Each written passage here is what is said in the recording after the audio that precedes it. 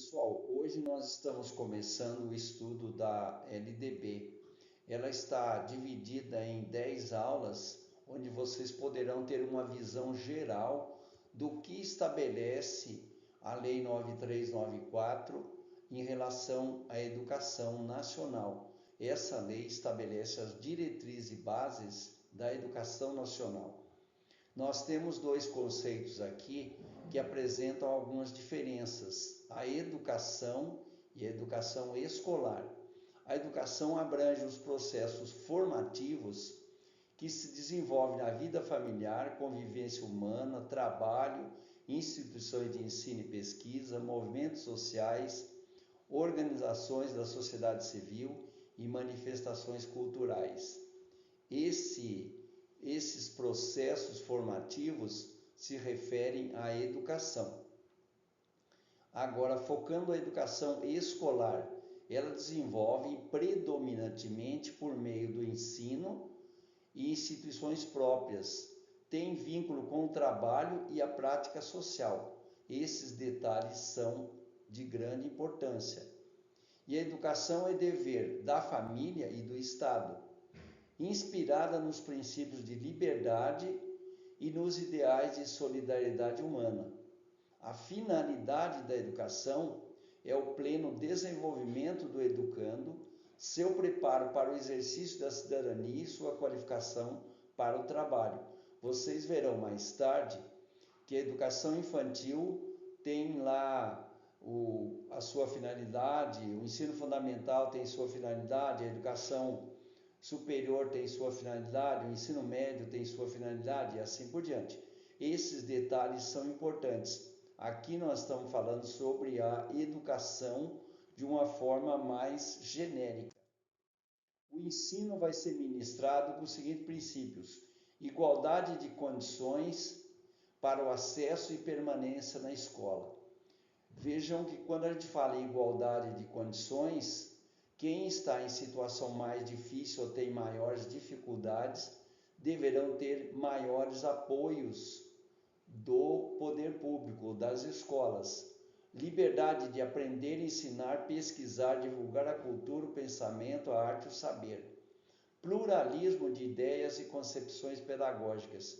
Nesse pluralismo de ideias mostra que nem todas as escolas, nem todos os professores, nem todos os profissionais terão as mesmas ideias. E concepções pedagógicas também não são todas iguais. Respeito à liberdade e apreço à tolerância. Tolerância se refere a pensamentos diferentes. Coexistência, instituições públicas e privadas de ensino, significa escolas públicas e escolas particulares. Gratuidade no ensino público. Valorização do profissional da educação escolar não se refere exatamente só ao professor. Esses detalhes são importantes. Gestão democrática, observe, no ensino público. Garantia de padrão de qualidade. A qualidade deve ser procurada em todos os níveis de ensino, em todas as escolas públicas e particulares. Valorização da experiência extracurricular. Então é aquela que você aprende, logicamente, fora da escola, extraescolar. Vinculação entre a educação escolar, trabalho e práticas sociais. Vejam que essa vinculação é algo de grande importância para a educação escolar, trabalho e práticas sociais. Consideração com a diversidade étnico-racial. Nós temos no Brasil diversas raças, índios, indígenas, negros e por aí afora. Garantia do direito à educação e aprendizagem ao longo de toda a vida. Observe que esse detalhe se refere àquele aprender a aprender que vocês já ouviram. Respeito à diversidade humana, linguística, cultural, identitária das pessoas surdas, surdas cegas e com deficiência auditiva.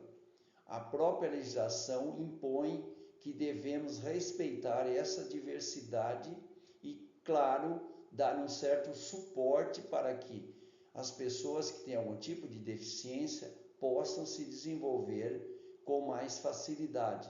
Garantia de direito a acesso a informações públicas sobre a gestão. O processo de gestão das escolas públicas não pode ser algo escondido, ele deve ser algo transparente. Agora nós vemos o dever do Estado com a educação pública. Educação básica obrigatória e gratuita dos 4 aos 17 anos de idade. É bom fixar bem, educação básica obrigatória e gratuita 4 a 17 anos. E essa educação básica, ela está subdividida em 3 partes ou 3 etapas: pré-escola, ensino fundamental e ensino médio. No inciso 2, nós temos educação gratuita às crianças de até 5 anos de idade.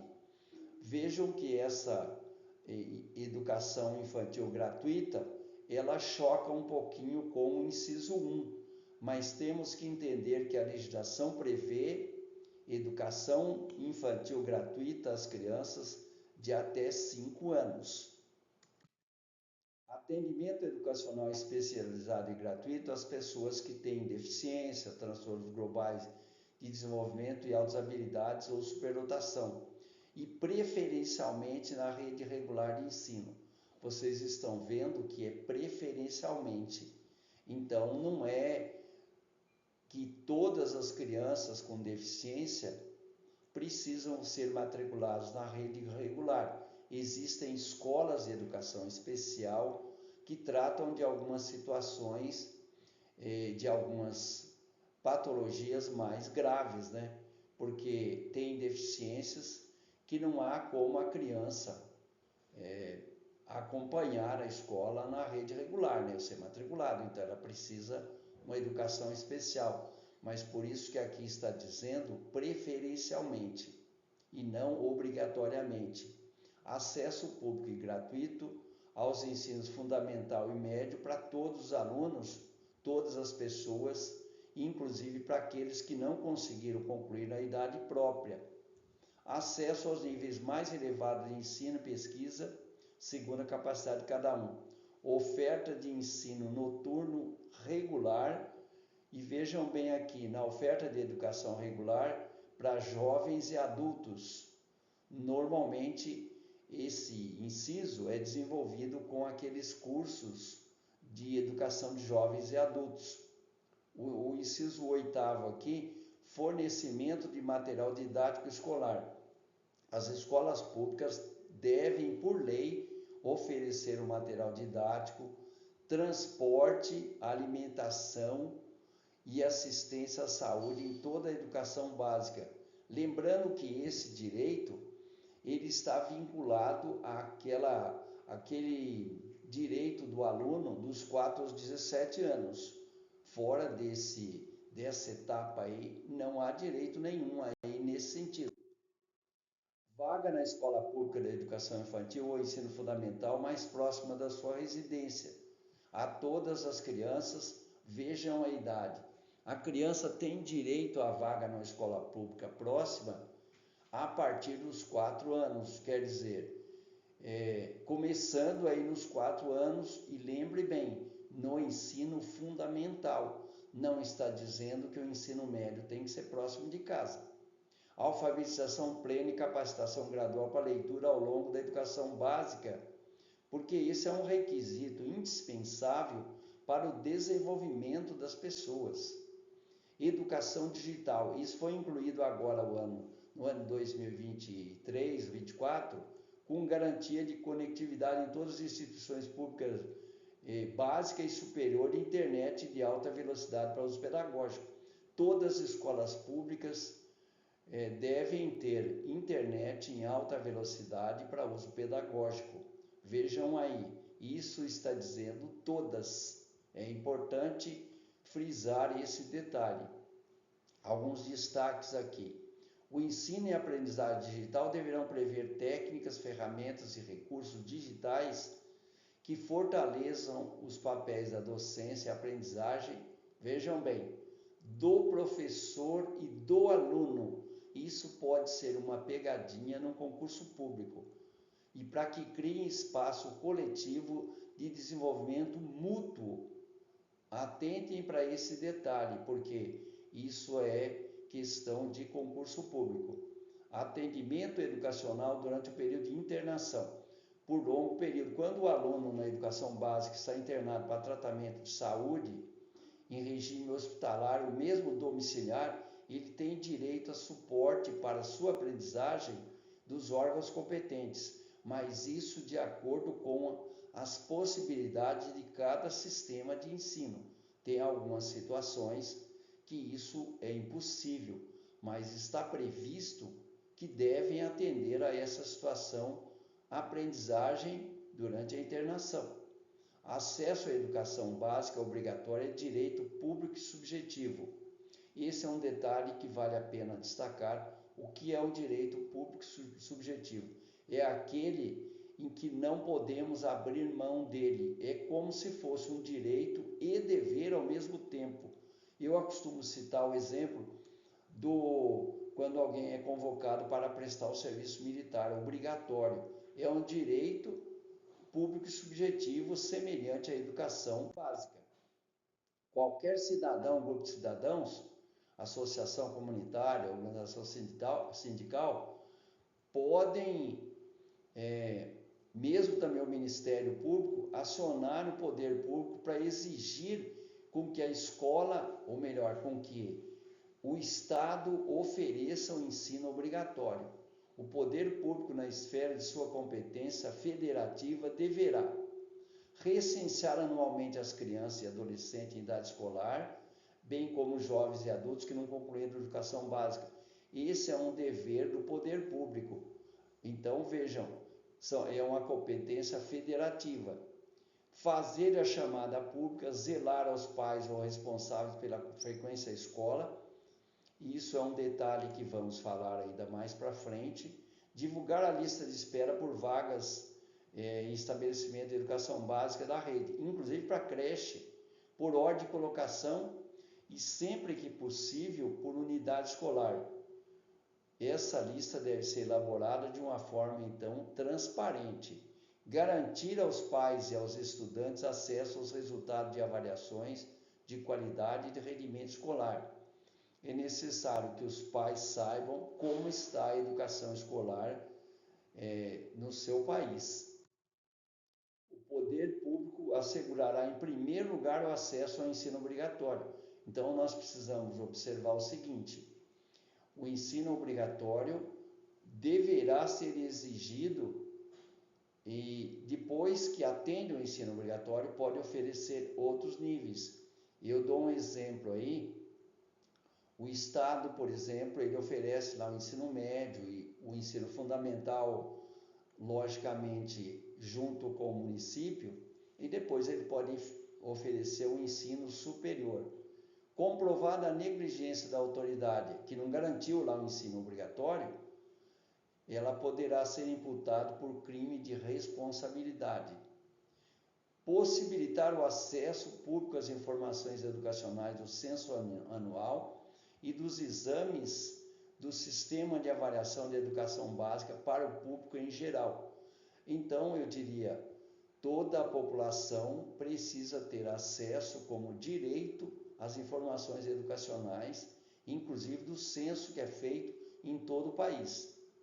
A organização e manutenção do Sistema de Informações e Estatísticas Educacionais pela União, pelos Estados, pelo Distrito Federal e pelos municípios estão sujeitos à transparência e publicidade, como direito fundamental ao acesso à informação previsto na lei. Então, vejam bem, essas informações elas precisam ser disponibilizadas para o público em geral e com dever de transparência. Inclui o censo escolar, resultado de exames do Sistema de Avaliação Superior também, da educação superior. Um detalhe aqui, é dever dos pais ou responsáveis efetuar a matrícula das crianças na educação básica a partir dos 4 anos. Dever dos pais. O ensino é livre, a iniciativa privada, contanto que atenda à legislação, cumprimento das normas de educação nacional e sistema de ensino, e serem autorizadas e avaliadas pelo poder público, capacidade de autofinanciamento. Então, por exemplo, se você pretende abrir uma escola particular, veja que tem a iniciativa privada, né? Basta seguir as normas da legislação e solicitar autorização do poder público. Essa questão de ressalvada aqui a capacidade de autofinanciamento, porque você precisa ter condições financeiras para bancar a sua escola. Ressalvado o artigo 203 da Constituição, e o 213 ele fala o seguinte: por exemplo, uma escola que não tem fins lucrativos, ela pode ter apoio, inclusive, do poder público, e que se o saldo positivo é entregue ao serviço público, ao poder público, então, são essas ressalvas previstas aqui na Constituição. Outro detalhe: o aluno matriculado numa instituição de ensino pública ou privada, vejam bem, ou privada, de qualquer nível, ele tem direito e liberdade de consciência de crença, e ele pode faltar numa prova marcada ou faltar às aulas em dia que, segundo sua religião, seja proibida a atividade. Tem algumas religiões que proíbem, por exemplo, a atividade no sábado ou na sexta, depois das 18 horas. O colégio ou faculdade deverá oferecer uma alternativa para esse aluno, prova ou aula de reposição, em data alternativa no turno e do aluno ou em outro horário agendado com a anuência do aluno. Trabalho escrito ou modalidade de atividade de pesquisa com tema, objetivo e data de entrega definido pela instituição de ensino. Então vejam bem, o aluno que faltar nessas provas, ele não poderá ser prejudicado, e essa prestação de serviço não pode ter custo para o aluno. Voltando aqui, a prestação alternativa substituirá a obrigação original para todos os efeitos, inclusive regularização de registro de frequência. Um detalhe importante aqui: essa prerrogativa, esse direito não se aplica ao ensino das escolas militares. Então, se você estuda numa escola militar, saiba que você não terá esse direito disponível para você. Pessoal, obrigado pela atenção de vocês e a gente se encontra na próxima aula.